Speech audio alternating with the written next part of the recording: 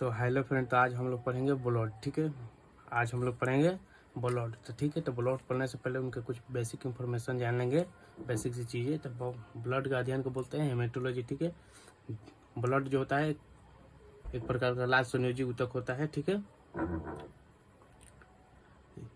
अब ब्लड जो होता है एक समान व्यक्ति का ब्लड जो होता है उसकी चाप होनी चाहिए 80 से 120 होनी चाहिए। एक समान व्यक्ति का रक्तचाप 80 से 120 होनी चाहिए। ठीक है, अब एक वयस्क मानव में रक्त का निर्माण जो होता है अस्थिमाजा में होता है। ठीक है, वयस्क मानव में रक्त का निर्माण होता है अस्थिमाजा में, और वहीं जो होता है भ्रूण अवस्था में कहाँ होता है, यकृत में होता है, यानी लीवर में होता है। ठीक है, रक्त दाब मापने वाले यंत्र को क्या बोलते हैं, स्फाइग्नोमैनोमीटर बोलते हैं। क्या बोलते हैं, स्फाइग्नोमैनोमीटर बोलते हैं। ठीक है, रक्त की प्रकृति दुर्बलता जो होती है क्षारीय होती है, लिक्विड फॉर्म में होता है। ठीक है, और पुरुषों में रक्त की मात्रा होती है 5 से 6 लीटर होती है। आप लोग सब जानते होंगे कि पुरुषों में जो होती है स्त्रियों के मुताबिक जो होती है ज़्यादा होती है। ठीक है, अब स्त्री में रक्त की मात्रा जो होती है 4.5 लीटर होती है। ठीक है, अब पढ़ेंगे रक्त का संगठन। ठीक है, संगठन पढ़ेंगे रक्त का संगठन। ठीक है, तो देखिए रक्त में जो होता है प्लाज्मा होता है और रुधिराणु या रक्त कणिकाएं होती है। प्लाज्मा जो होती है रक्त में कितनी होती है 55% होती है, या रुधिराणु होती है 45% होती है। प्लाज्मा जो होती है लिक्विड फॉर्म में होती है,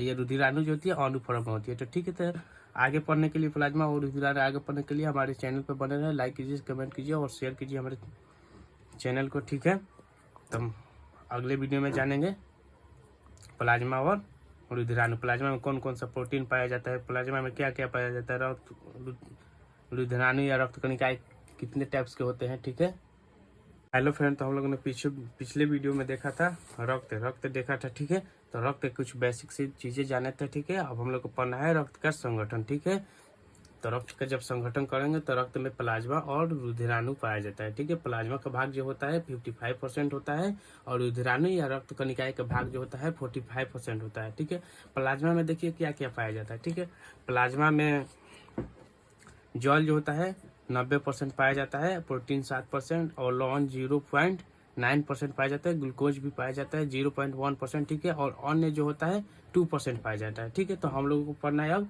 प्लाज्मा पढ़ना है। प्लाज्मा क्या है, ठीक है, प्लाज्मा देखिए क्या है, यह रक्त के तरल अवस्था में पाया जाने वाला है, पाया जाता है। ठीक है, रक्त जो होता है प्लाज्मा जो होता है तरल अवस्था में पाया जाता है। इसका जो 90% भाग होता है वह जल होता है। ठीक है, प्लाज्मा पीला होता है। वो किसके कारण पीला होता है, तो हल्का पीला होता है। प्लाज्मा जो होता है बिलारुबिन के कारण हल्का पीला होता है। क्या होता है, बिलारुबिन के कारण हल्का पीला होता है। ठीक है, तब देखिए प्लाज्मा में जो होता है वाटर 90% होता है। ठीक है, ग्लूकोज और लवण मिलाकर क्या बनते हैं, ऊर्जा का निर्माण करते हैं। प्रोटीन 7% पाया जाता है। ठीक है, तो हम लोगों ने प्लाज्मा समझ लिया, और प्लाज्मा में कौन कौन से प्रोटीन पाए जाते हैं वो समझ लेंगे। उसके बाद पढ़ेंगे आरबीसी, डब्ल्यूबीसी, प्लेटलेट्स पढ़ेंगे। ठीक है, रक्त कणिकाएं या रक्त रुधिराणु क्या है। तो ठीक है, तो अगले वीडियो में बने रहिए, लाइक कीजिए और कमेंट कीजिए।